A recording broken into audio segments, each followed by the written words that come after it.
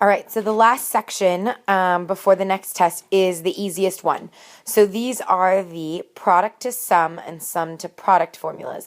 This is really helpful because, remember, we can only cancel things if I have multiplication. So, or we can only split fractions apart if I have addition in the numerator. So I can take a product and turn it into a sum, which would help me to be able to break apart a fraction, or I can take a sum and change it to a product, which would help me to be able to cancel some things. So here are your 4 product to sum formulas. These are not on your cheat sheet, so you need to take a second to stop right now and add these to your cheat sheet. Maybe on the back. I think the front is probably getting a little crowded. Make sure that you label it with a title so you know what it is, that these are the product to sum formulas. Make sure that you give that a category. Sorry, that's my dog. Okay, I think he's done. Oh, no, that's okay. All right, so here are a couple of examples. We have 2 products here, the sine of 8x times the sine of 3x, and then b is sine of 4x times the cosine of x. So we want to take, those are both a product. We want to change them to either a sum or a difference, addition or subtraction. So let me move this down just a tad bit here. So here we go. The first one is sine times sine.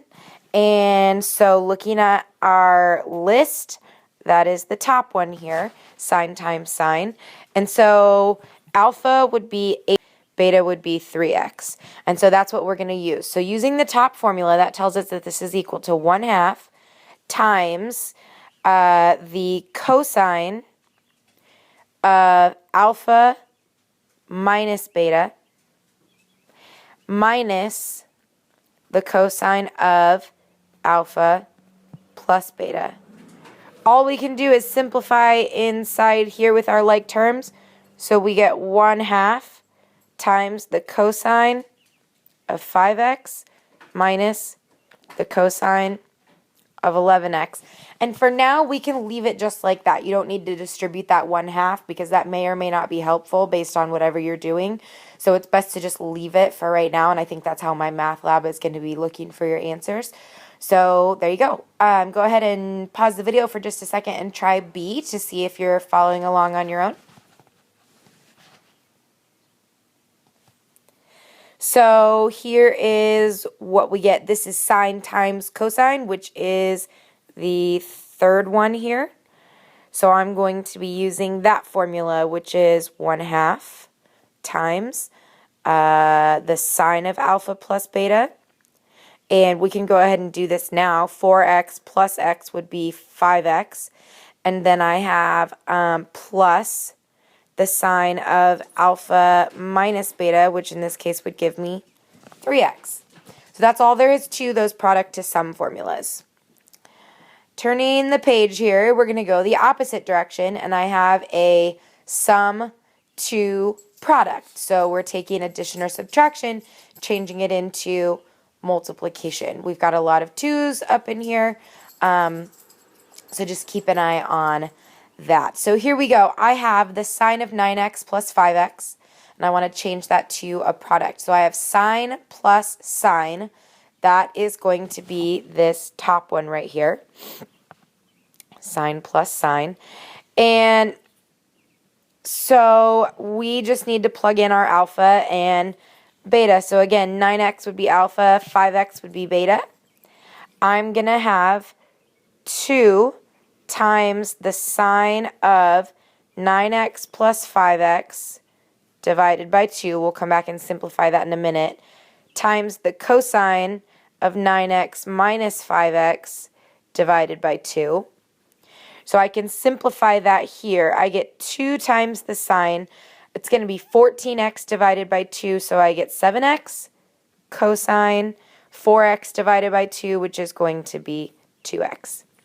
And that's it. Go ahead and try the second one there. So this is cosine minus cosine, and so I get negative 2 times the sine of alpha plus beta, which would be 7x divided by 2, times the sine of alpha minus beta, which would be x, divided by 2. And I can't simplify that anymore. I could go on later to plug in, if I needed to, and use a half-angle formula for each of these if I was trying to simplify this in a certain way. But at this point, I don't need to, so I'm just going to leave that.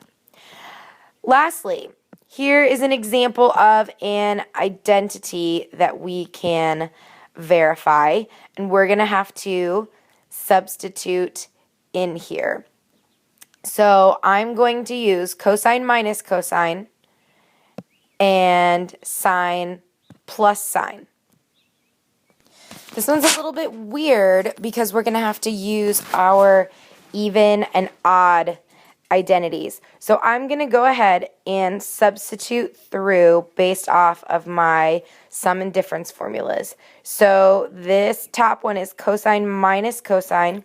So when I substitute in there, I get negative 2 times the sine of alpha plus beta, which would be 3x plus 8x, or 3x plus 5x, which is 8x, divided by 2 gives me 4x.